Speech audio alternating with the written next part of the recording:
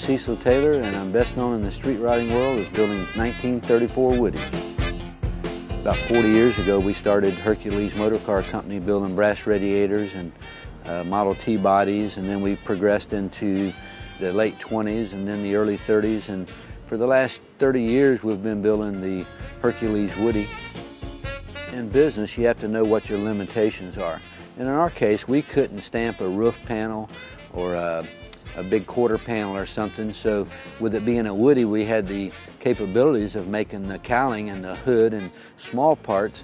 So the rest of the car is made out of wood, which was fairly easy if you have a woodworking shop. So the combination of what we were capable of doing and then having the rest of the body made in wood, which was possible also, it was just a pretty natural thing to want to build the Woodies.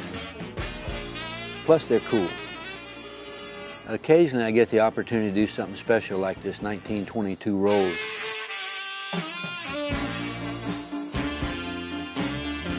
Initially, we were commissioned to make a hood for the car because the chassis had been extended a foot so that they could put a turbocharger on the 1988 Rolls V8 engine, which was the engine of choice to keep it all Rolls.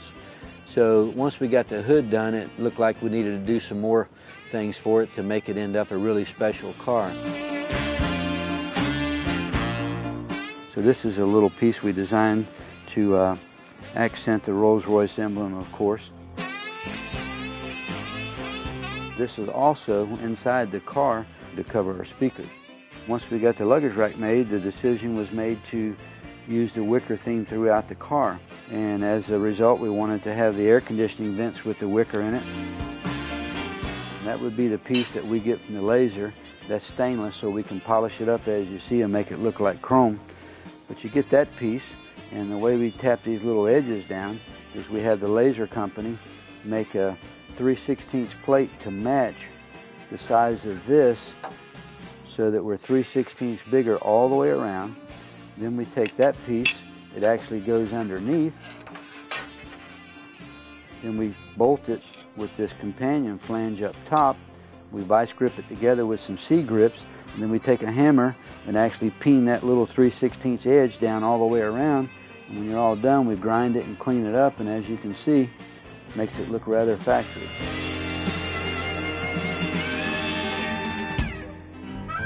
There was a lot of things missing, such as the headlights, tail lights, which he wanted to keep all Rolls and make it for that exact year, 1922.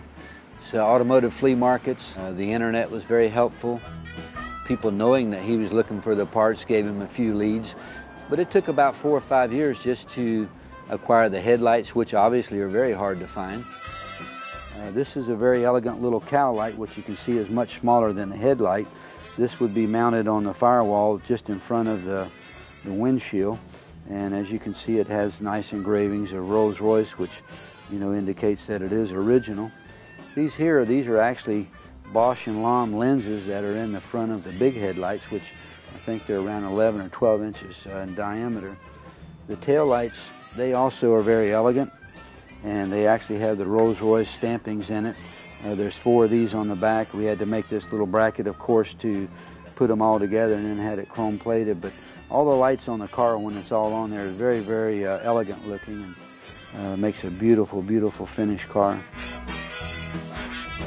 A lot of things he wanted to keep very period so that the car would remain very elegant. Inside, you'll even notice there's some little bud vases. There's some little interior lights that are very ornate. And these were all things that were proper for that year of car. We're looking forward to the future. Really don't know what's in store for us. I have a couple of my friends that want us to help them with some projects.